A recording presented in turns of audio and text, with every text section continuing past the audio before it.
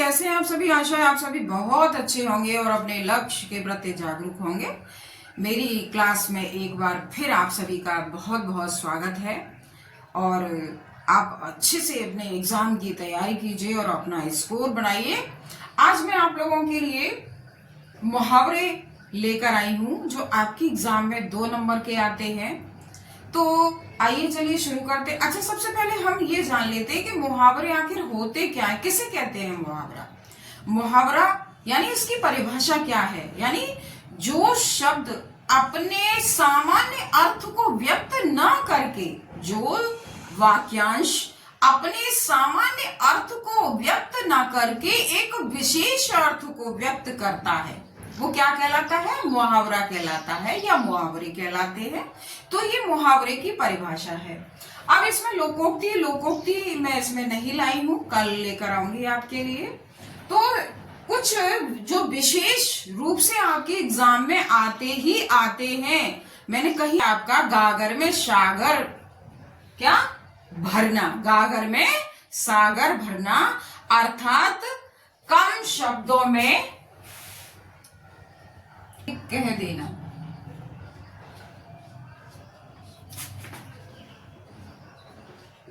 क्या अर्थ है, कम शब्दों में अधिक कह देना, इसका अर्थ है।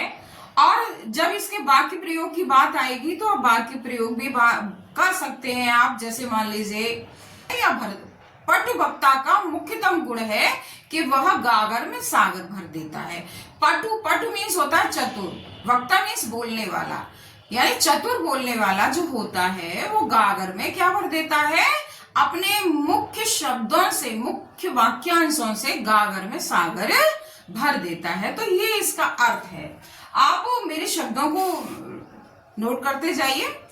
अच्छा, दूसरा है आपका खेत रह जाना, यानी खेत रहने का मतलब है, अर्थ इसका क्या है, अर्थ क्या अर्थ है, युद्ध में मारे जाना, यानी रानी लक्ष्मीबाई अंग्रेजों से युद्ध करते करते क्या मारी गई। तो इस तरह से ये इसका अर्थ है। हमारा अगला मुहावरा है ठगासा रह जाना। क्या, ठगासा रह जाना, यानी क्या है, ठगासा रह जाना या चकित रह जाना।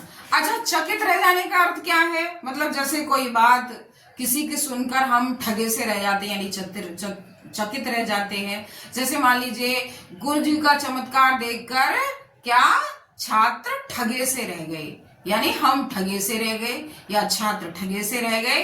यानी गुरु जी का चमत्कार देखकर, यानी बाबा जी का चमत्कार, यानी किसी साधु संत का चमत्कार देखकर व्यक्ति कैसे रह जाते हैं, ठगे से रह जाते हैं। तो इस तरह से ये इसका अर्थ बनता है। अब है चौथा है टोपी उछालना। क्या है, टोपी उछालना। क्या अर्थ है इसका, टोपी उछालना, यानी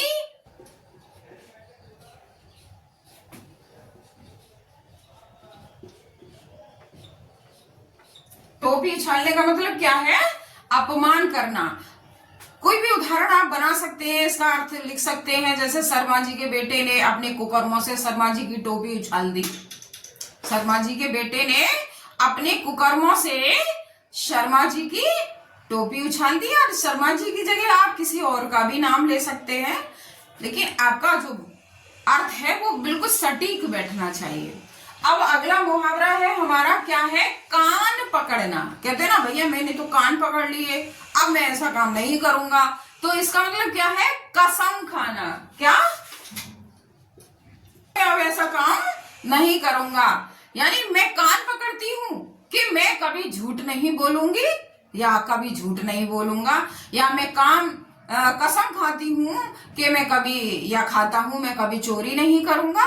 तो इस तरह से आप इसका अर्थ बना करके वाक्य प्रयोग कर सकते हैं। क्या कर सकते हैं, वाक्य प्रयोग कर सकते हैं। अब हमारा अगला मुहावरा है लकीर का फकीर होना। क्या होना, लकीर का फकीर होना, यानी पुरानी प्रथा पर चलना। क्या करना, पुरानी प्रथा पर चलना, पुरानी प्रथा